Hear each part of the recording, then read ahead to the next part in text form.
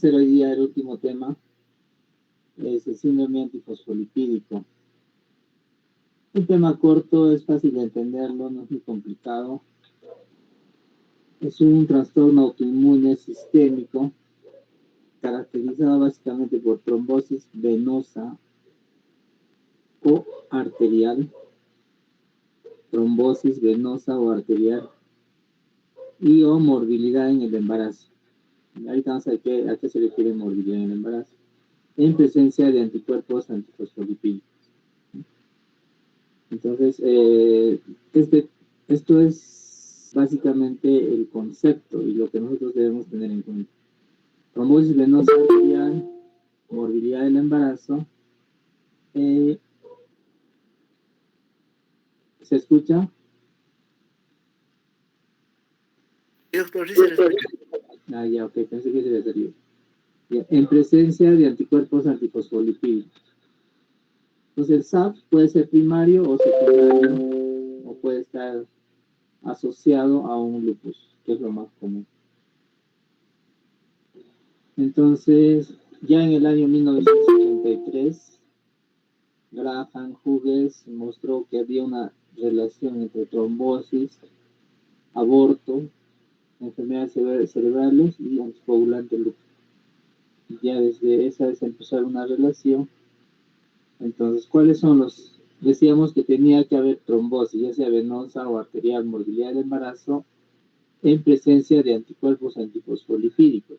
Y los anticuerpos antifosfolipídicos son antibeta 2 glicoproteína 1, ya sea IgG o IgM, anticuerpo anticardiolipina y anticoagulante LUP. Pues no se olviden, esto es muy clásico, es algo muy común en hablar de lupus, hablar de SAF. Ustedes hemos hecho ya que estos anticuerpos antifosfolipídicos también forman parte de los criterios de los criterios inmunológicos de lupus. Entonces, estamos recordando. Son tres: antibeta 2 glicoproteína 1, anticardiolipina y anticoagulante lupus. Entonces existen otros, no son los únicos anticuerpos antifosfolipídicos, hay varios, ¿no? Pero en los otros no se obtienen de una manera rutinaria y aparte no se tiene todavía incertidumbre en su importancia clínica. Por eso estos tres son los que están reconocidos principalmente. Decíamos que tenía que haber trombosis, ya sea venosa o arterial, y morbilidad del embarazo. Entonces, ¿qué es la morbilidad del embarazo? La morbilidad del embarazo es la pérdida de 3 o más embriones antes de la semana 10. Un ítem. Segundo ítem. Uno o más muertes fetales inexplicables después de la semana 10 de gestación.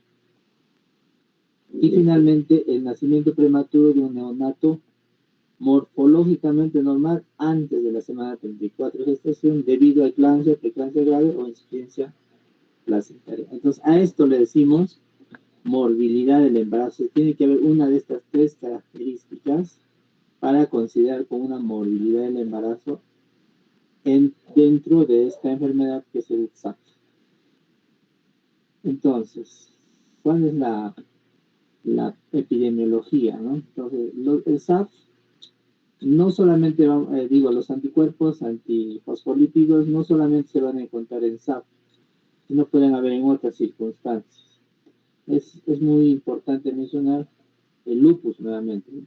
Ya hemos manifestado que el SAP tiene criterios que considera los anticuerpos antifosfolípicos como parte de esta enfermedad.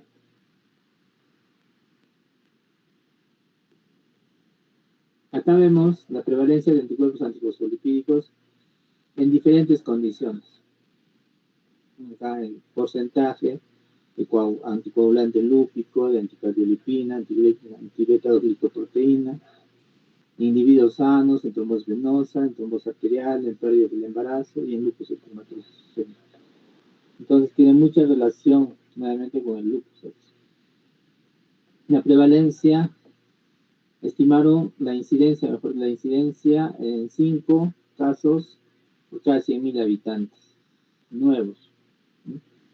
Y la prevalencia es de 40 a 50 casos por 100.000 habitantes.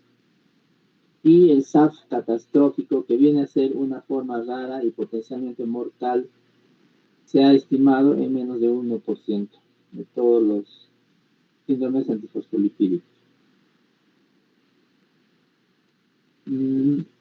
Afecta principalmente a mujeres en relación de 1 a 5. También esto varía en SAF primario o SAF secundario. Principalmente se encuentra en la tercera década de vida y entre los 15 y 50 años de edad.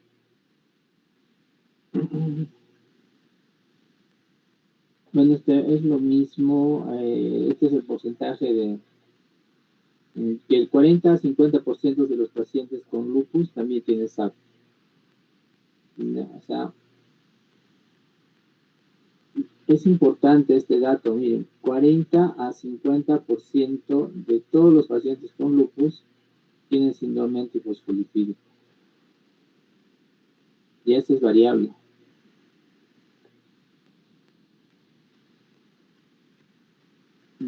Esto va a variar, sobre todo en los anticuerpos. 15-34% para anticoagulante lúpico, 12-44% para anticardiolipina y 10-19% para antibeta 2 glicoproteína 1. Y dice que los pacientes con lupus que son positivos para anticuerpos antifosfolipídicos, del 20 al 50% desarrollarán trombosis. Del 20 al 50% de los pacientes con lupus van a ser trombosis. Entonces, los criterios de clasificación básicamente son recogidos en tenemos que tener criterios clínicos y criterios laboratoriales. Entonces, no es difícil esto. Ya, los criterios de laboratorio, anticuerpos antifosfolipídicos. ¿Cuáles son? Anticoagulante lúpico, antibeta 2 glicoproteína y anticardiolipina. Y eventos trombóticos, ya sea venoso o arterial, y morbilidad en el embarazo, que ya lo hemos tenido. Tenemos que tener un criterio laboratorio y un criterio clínico. Entonces, esto lo pueden encontrar, si quieren profundizar, en el consenso internacional de síndrome antifosfolipídico, que fueron publicados por primera vez en SAFORO, pero que han sido, se ha formado un grupo de trabajo en Sydney para publicarlos, ¿no? Entonces lo mismo, ¿no? Trombosis vascular, esas son las revisiones de los criterios para síndrome antifosfolipídico, ¿no? Trombosis vascular, movilidad del embarazo y criterios de laboratorio, ¿no? La morbilidad del embarazo, ya lo sabemos, los anticuerpos ya lo sabemos,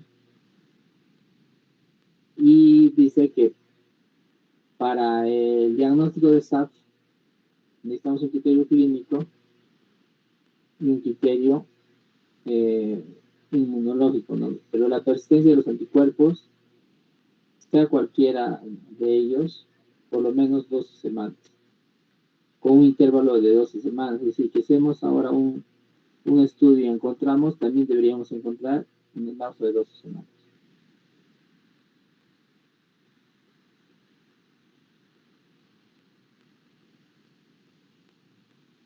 ¿Cómo se forma?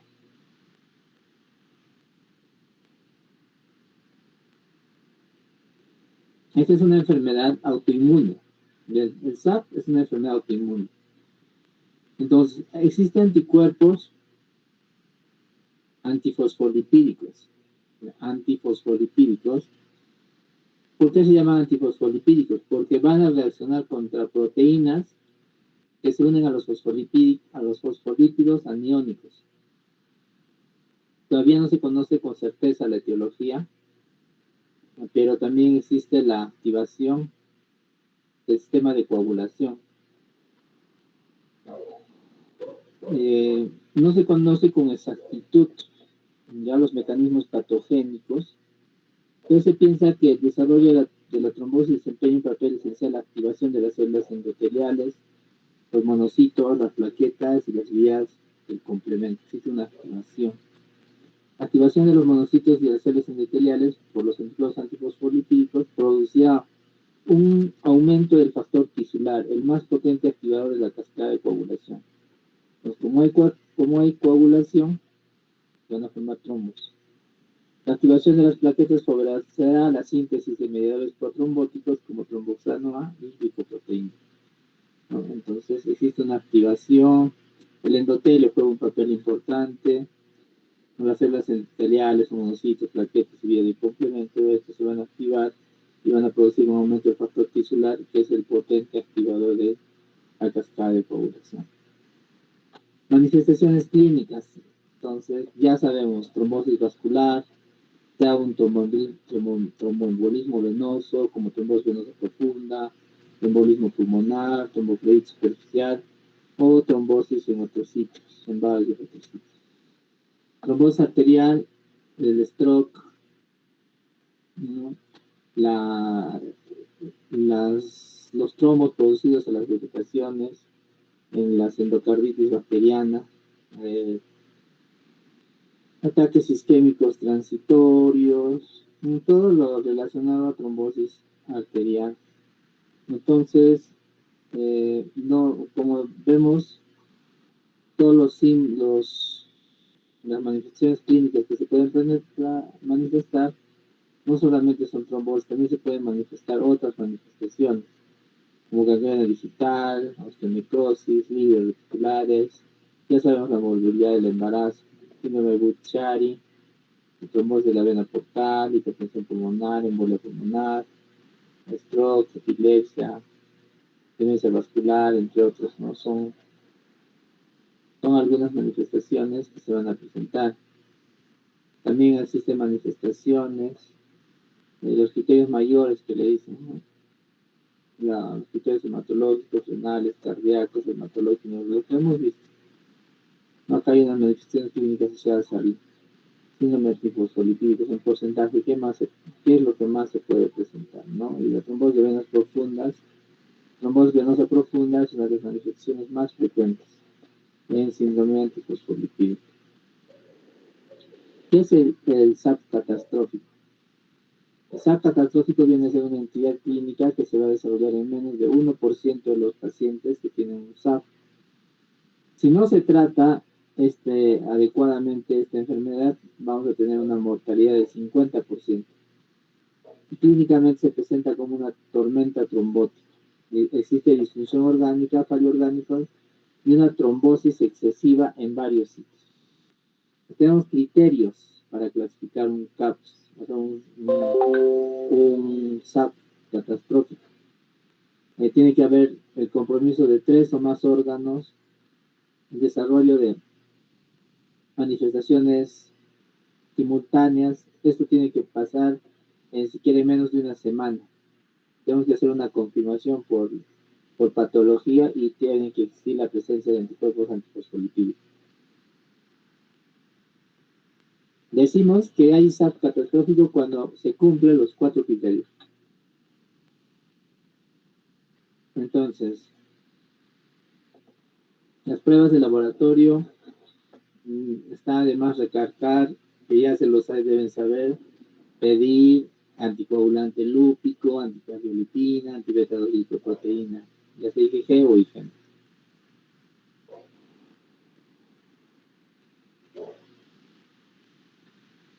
Vámonos a tratamiento. Tenemos que, básicamente, enfocarnos a, primero, una profilaxis primaria, el desarrollo propio de la enfermedad. Cuando existe una presencia de un SAP obstétrico, lo vamos a ver mejor revisando las guías, ¿ya? Pero es importante ver esto. La asociación del SAP con el lupus presenta un mayor riesgo de trombosis, ¿ya? Y esto puede dejar un daño irreversible en órganos. Entonces, las guías actuales recomiendan aspirina más hidroxicloroquina como tromboprofilaxis primaria para este grupo de pacientes. La hidroxicloroquina hemos visto que es uno de los pilares de tratamiento en lupus. Tiene efectos protectores contra la trombosis debido a la inhibición de plaquetas, la reducción de complejos antibeta-2-glicoproteínas que se unen a la superficie de los fosfolípidos y reducción de los efectos procoagulantes relacionados a SAP. Entonces, la guía EULAR ha publicado las recomendaciones del síndrome antifosfolipídico y lo divide primero en principios generales, ¿no? Ustedes ya lo conocen, las guías EULAR, ¿no? Y primero, esto es importante.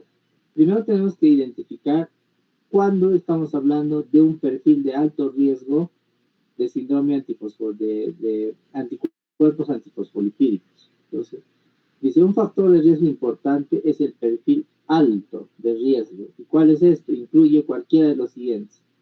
La presencia de anticoagulante lúpico como el subtipo de anticuerpos antifosfolipídicos más relacionado con la trombosis. Entonces, si hay anticoagulante lúpico, ya es un perfil de alto riesgo. La presencia doble, cualquier combinación de anticoagulante lúpico, anticardiolipina o antibeta-2-glicoproteína, cualquiera de estos que se presente, ya sea una combinación de anticoagulante lúpico, antibeta-glicoproteína o anticardiolipina, antibeta-2-glicoproteína, si hay dos anticuerpos ya es un perfil de alto riesgo. Y si hay tres, ya para qué nomás, pues ya se sobreentiende que es un perfil de alto riesgo. Entonces es lo mismo acá las definiciones de alto, medio y bajo riesgo. ¿Ya? Ahora, para nosotros entenderlo mejor el tratamiento, es importante mencionar esto. Primero, tromboprofilaxis primaria en sujetos SAF positivos. ¿Qué significa esto? En portadores asintomáticos, ¿no? Que todavía no han hecho un cuadro clínico, no tienen anticuerpos antifosfolipídicos, con un perfil de anticuerpos antifosfolipídicos de alto riesgo, ya tienen alto riesgo, como sin factores de riesgo tradicionales. Entonces, yo tengo un paciente que no ha hecho todavía un evento clínico, un SAF obstétrico o una trombosis, pero este paciente tiene un perfil de alto riesgo. ¿Qué vamos a hacer? Se recomienda tratamiento profiláctico con dosis bajas de aspirina, 100 miligramos al día o 75 miligramos al día. Ustedes van a ver LDA, ¿ya? Dosis bajas de aspirina. Es las iniciales de dosis baja de aspirina. Segundo, en pacientes con lupus y sin antecedentes de trombosis o complicaciones del embarazo. Pues ya podemos, cuando vemos esta situación de un paciente con lupus, sin trombosis, sin morbilidad del embarazo, vamos a ver dos situaciones. Si tenemos ese paciente con un perfil alto de riesgo, entonces dosis bajas de aspirina, profilaxis con dosis bajas de aspirina. Con un perfil de anticuerpos de bajo riesgo, el tratamiento puede ser considerado, ¿no? Esto ya es una recomendación individual, pero sí le vamos a dar cuando nosotros tenemos un perfil de alto riesgo de acuerdo a los anticuerpos, y sobre todo si proviene del lupus, ¿no? Esto cumple con las mismas consideraciones de la primera recomendación. En mujeres embarazadas con antecedentes de SAF obstétrico solamente, con o sin lupus, se recomienda el tratamiento profiláctico con bajas dosis de aspirina, pero tenemos que evaluar el riesgo-beneficio. Tenemos que evaluar riesgo-beneficio. Entonces tenemos que tener en cuenta esto para la tromboprofilaxis primaria. Ahora, tromboprofilaxis secundaria, es decir, en pacientes con SAF definido y ya, o sea, los pacientes ya tienen un síndrome de SAF, ya han tenido una trombosis venosa. ¿Qué es lo que vamos a hacer? Ya este paciente ya me hizo un evento. En el anterior, en estos pacientes todavía, estos pacientes tenían sobre todo un perfil de alto riesgo, pero no habían hecho eventos. Pero estos pacientes ya han hecho un evento, ¿no? Ya han hecho una trombosis venosa. ¿Qué vamos a ver? Tenemos que darle tratamiento con antagonistas de la vitamina K y mantener un INR entre 2 a 3. Ya les damos medicamentos tipo warfarina para anticoagular a este paciente, ¿no? Entonces, el rivaroxaban, que lo utilizan en algunas trombosis venosas, no debe usarse, y acá esto lo va a repetir más adelante también, en pacientes con triple positividad, debido al alto riesgo de eventos recurrentes. Los anticoagulantes orales directos podrían considerarse pacientes que no pueden alcanzar un INR objetivo a pesar de una buena adherencia. Los anticoagulantes orales directos. En pacientes con primera trombosis venosa no provocada, la anticoagulación debe continuarse a largo plazo. O sea, esto se usa, esta anticoagulación con antagonistas de la vitamina K, manteniendo el INR de 2 a 3, se utiliza a largo plazo. En pacientes con primera trombosis venosa provocada, la terapia debe continuarse durante un tiempo recomendado para pacientes de acuerdo a las pautas internacionales.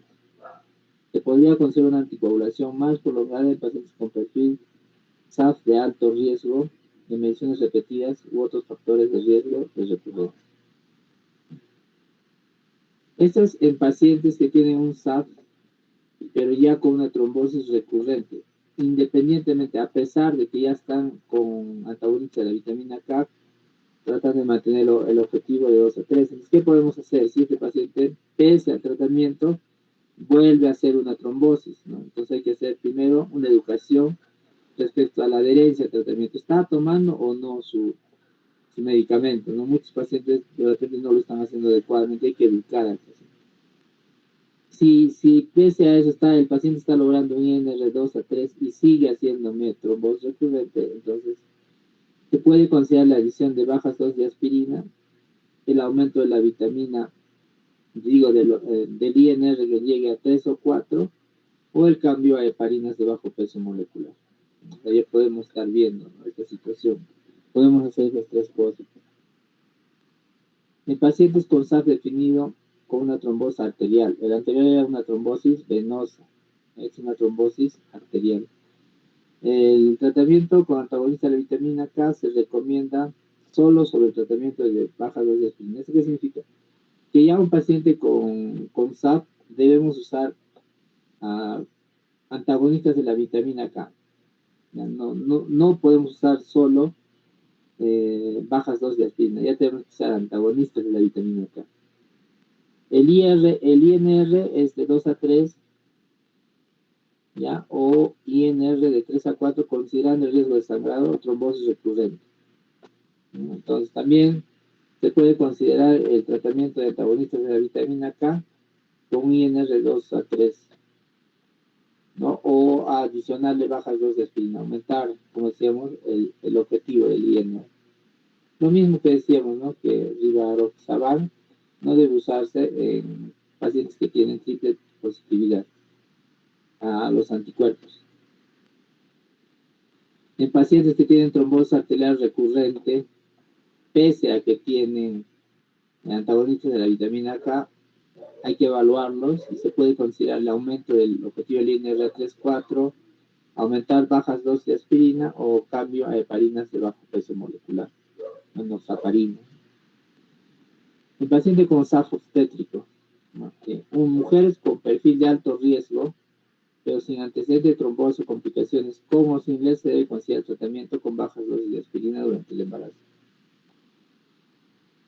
En mujeres embarazadas, ¿no?, con alto riesgo, sin antecedentes de trombosis o complicaciones, con o sin lupus, considerar bajas dosis de aspirina durante el embarazo. Estos son en pacientes con alto riesgo de acuerdo a los anticuerpos antifosfolipídicos.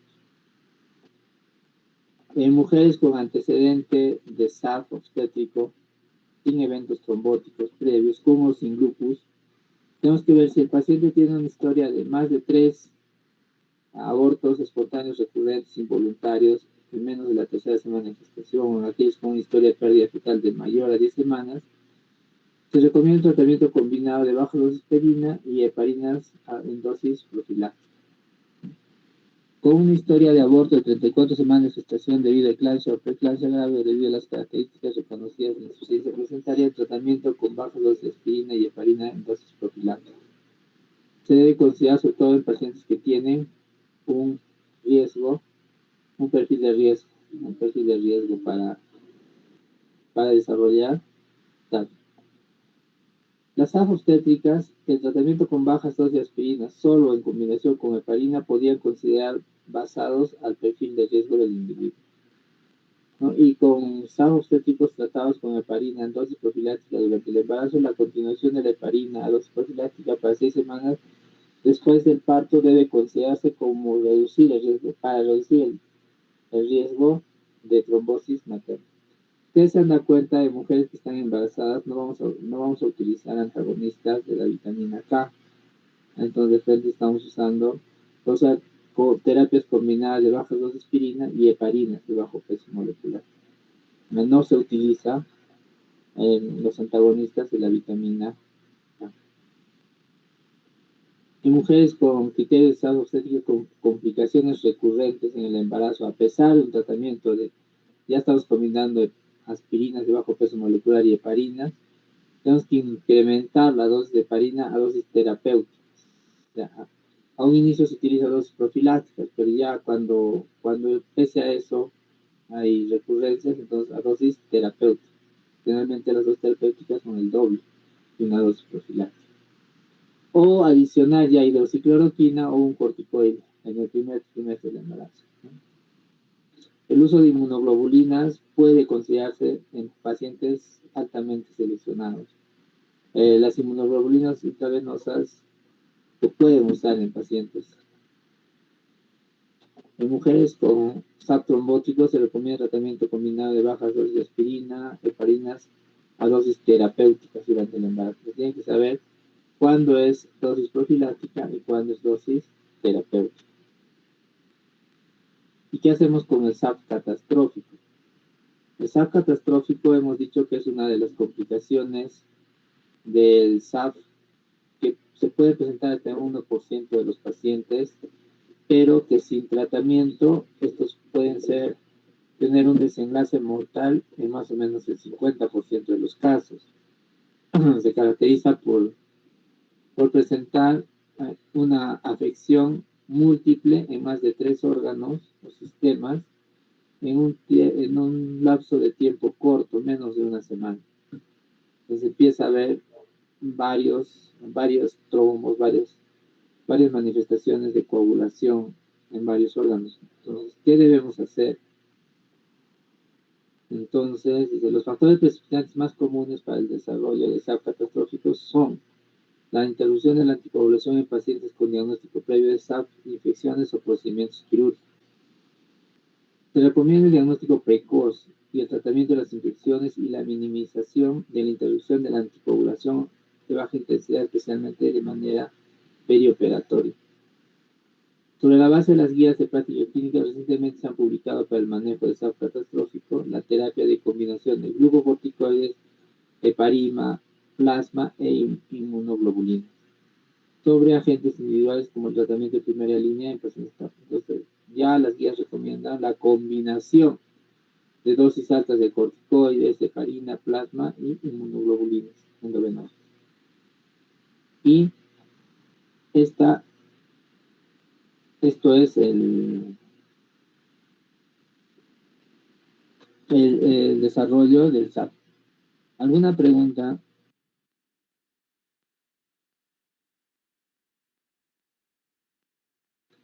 Vamos a llamar lista, a ver, vamos a ver si alguien falta. Voy a ver en el chat.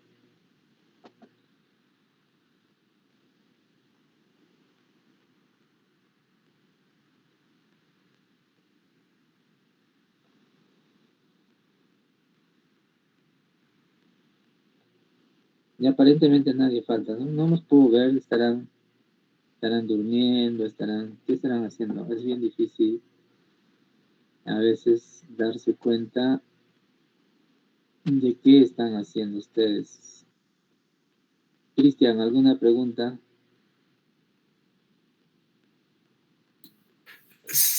Doctor, ahorita traes una consulta del tema. Supongo que nos tocaba, doctor vasculitis, pero No te escucho. Algo está pasando con tu audio. A ver, otra vez pregúntame. No te escuchaba.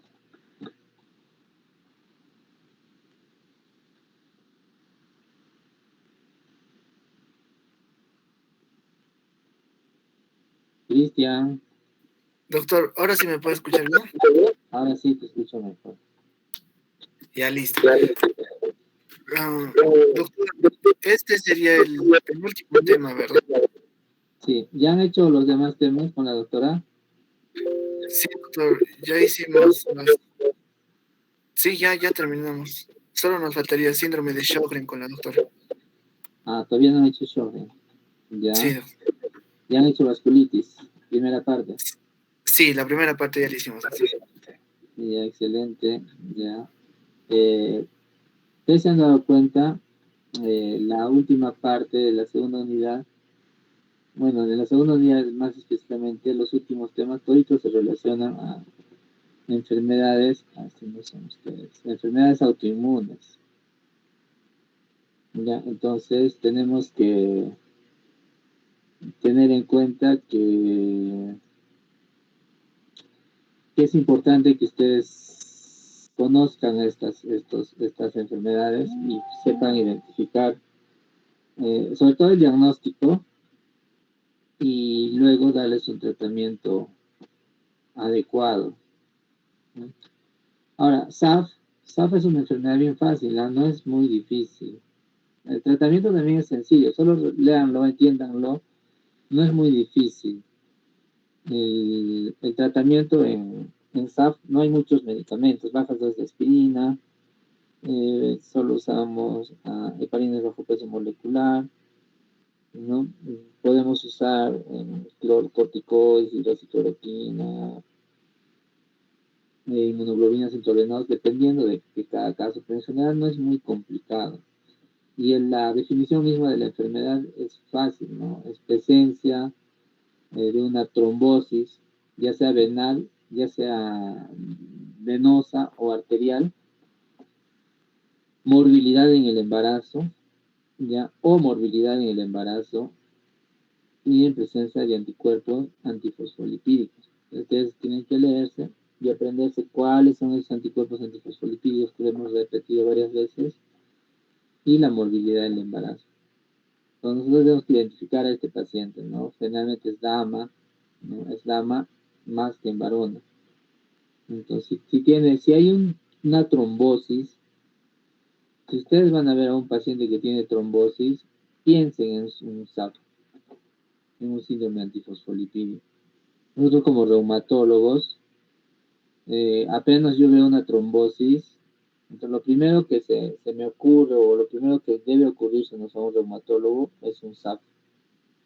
Un SAP. Y los SAP tienen mucha relación al lupus. Ya hemos hecho lupus, ¿no?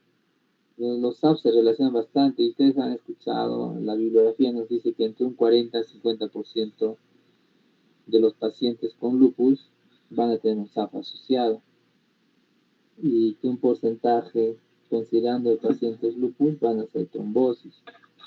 Entonces, un 40% van a ser trombosis. Entonces, son cifras importantes. Tenemos que tener una relación de interconexión de estas enfermedades, del SAP sobre todo, con el lupus.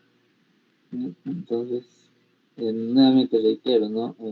La presencia de eventos trombóticos, ya sean venosos o arteriales, o morbilidad del embarazo, en presencia de anticuerpos antifosfolipídicos, los cuales deben estar presentes, quedan separados 12 semanas, ¿no? Debe haber persistencia. O sea, ¿qué significa esto? Yo le hago una toma de muestra de sangre, ahora sale positivo, y para darle un puntaje de valor, de criterio inmunológico, criterio de laboratorio, tiene que estar presente otra vez dentro de 12 semanas. Debe estar persistentemente presente ese anticuerpo, porque puede desaparecer. ¿no? Y ahí identificar si estos anticuerpos antifosfolipídicos representan bajo riesgo o alto riesgo o mediano riesgo, ¿no? Y ya hemos hecho hincapié en que estos anticuerpos fosfolipídicos, cuáles son los que tienen alto riesgo, porque el tratamiento varía ahí, ¿no? No es mucha la diferencia, pero ahí varía. Entonces es importante conocer esta enfermedad. ¿Alguna pregunta, alguna duda? ¿Cuándo es el examen, Cristian? Doctor, una pregunta. Doctor, con la doctora hemos desarrollado el tema de vasculitis, pero de grandes y medianos vasos, y nos mencionó de que con usted íbamos a terminar el vasculitis de pequeños vasos, doctor.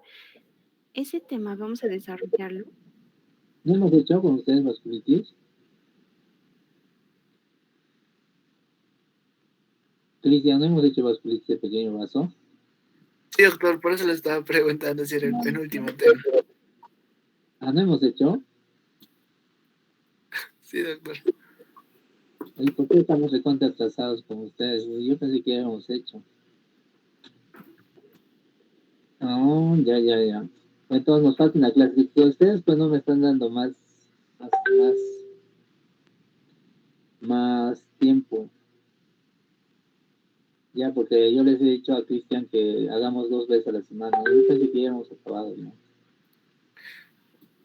Sí, pero doctor, según el cronograma todavía terminamos la primera semana de agosto. O sea, la próxima semana deberían de acabarlos. Debería ser el último tema. Sí, pero yo le he dicho si vamos a acabar antes, podemos desarrollar, se llama, algunos casos clínicos, pero como no desean, bueno, ya depende de ustedes.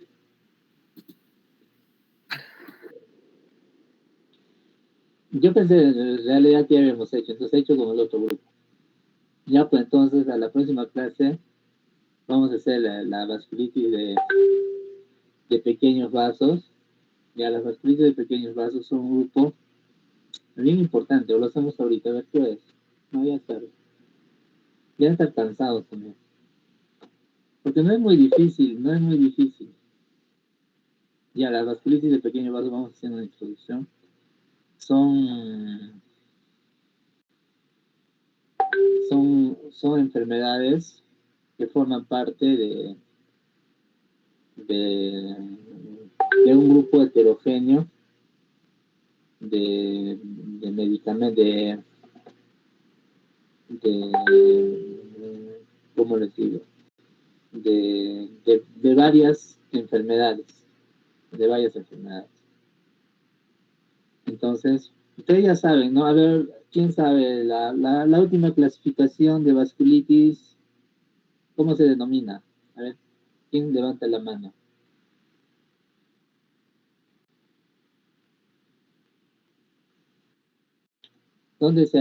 ¿Cómo se conoce? ¿Cuál es la última clasificación de vasculitis? ¿Cómo se clasifica? ¿Quién sabe? ¿Ya han hecho vasculitis de introducción?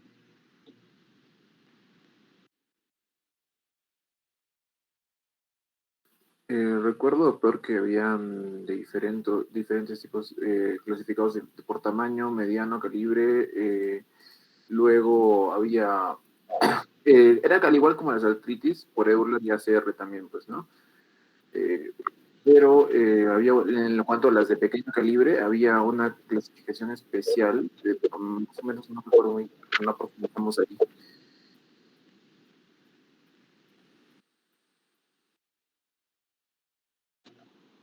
Ya, la clasificación de la vasculitis. Las vasculitis se van a clasificar en pequeño, mediano y grande vaso. Es la clasificación antigua. Esa es la clasificación de Chapel-Hill del año 2004. Chapel-Hill actualizó el año 2012. ¿Dónde está? A ver. ¿Dónde está?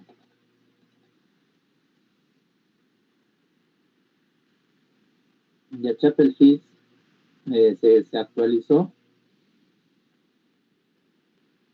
Esta es la primera clasificación, ya del año 94, donde sí se dice que las vasculitis son de grande, mediano y pequeño vaso.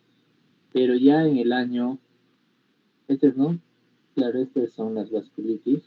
Ya estas son las nomenclaturas de Chapel Hill. Este es del año 2000, la primera, ¿no? Del 94, ¿no? Ustedes ven vasculitis de vaso grande, vasculitis de vaso mediano, vasculitis de vaso pequeño. ¿No? Entonces, los clasifican así. La doctora ha hecho vasculitis de vasos grandes, ha hecho la vasculitis de células gigantes, la enfermedad de Norton o la vasculitis, la temporal. ¿Ya? Luego han hecho la arteritis de Takayasu. ¿No? Estas son las vasculitis de grandes vasos son estas. Las de medianos vasos tenemos dos, la poliarteritis nodosa y la enfermedad de Kawasaki. La poliarteritis nodosa es una vasculitis de mediano vaso que se relaciona básicamente a una infección. ¿A qué infección se desarrolla? ¿Quién sabe? Pregunta, les van a preguntar en el MIR, en todo sitio. ¿Quién sabe? Levante la mano. Doctor, ¿al virus de la hepatitis B? Sí, al virus de la hepatitis B. Ya, la poliarteritis nodosa. Y la vasculitis por crioglobulinas, la vasculitis crioglobulinémica se relaciona a la vasculitis, digo, a la hepatitis C. Entonces, es importante eso. Entonces, nosotros vamos a desarrollar las vasculitis de pequeño vaso, pero ya no vamos a hablar de esta clasificación antigua, ¿no? Vamos a hablar de la clasificación moderna, que es esto, ¿no? Vasculitis, esto no, igual, vasculitis de grande vaso, de mediano vaso y de pequeño vaso. Entonces, vamos a hacer con la doctora han hecho estos cuatro. Conmigo van a hacer todo esto.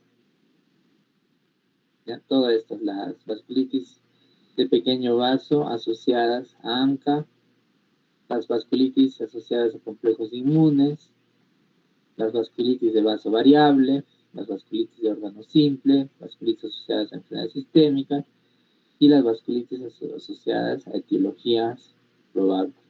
¿Ya? Entonces, las vasculitis más famosas son las vasculitis asociadas a ANCA, ya que son la poliangitis microscópica, la granulomatosis con poliangitis y la poliangitis con granulomatosis eosinofílica. Entonces, son las vasculitis asociadas a ANCA, son las más comunes. Y las vasculitis asociadas a complejos inmunes, tenemos la enfermedad, dice, de la membrana basal antiglomerular, ¿no? La vasculitis por crioglobulinemia, vasculitis de Fenn-Schonlein, la anti-CNQ, vasculitis, ¿no? Hipocomplementémica, son las vasculitis asociadas a complejos inmunes. Esas son las vasculitis de pequeño vaso. Y las vasculitis de vaso variable. ¿Por qué vasculitis de vaso variable? Porque se pueden presentar tanto en venas, las arteriolas, pueden afectar no solamente a vasos pequeños, sino a medianos e incluso a grandes vasos. Pero sobre todo varían, ¿no? Por eso se llama vasculitis de vaso variable, ¿no? Entonces, entonces tenemos la enfermedad de Behçet y el síndrome de Cogan, ¿no? Que también los vamos a ver, los vamos a desarrollar. Cada uno de estos tiene sus características, sus manifestaciones clínicas, sus tratamientos, sus guías de tratamiento, sus criterios de clasificación. Todas las vasculitis tienen eso. Ustedes ya han visto acá, Takayasu tiene su criterio de clasificación, tiene sus guías de tratamiento, células gigantes igual, poliarteritis nodosa también. Acá en células gigantes hay una enfermedad que se asocia bastante. ¿Cuál es? ¿Quién sabe?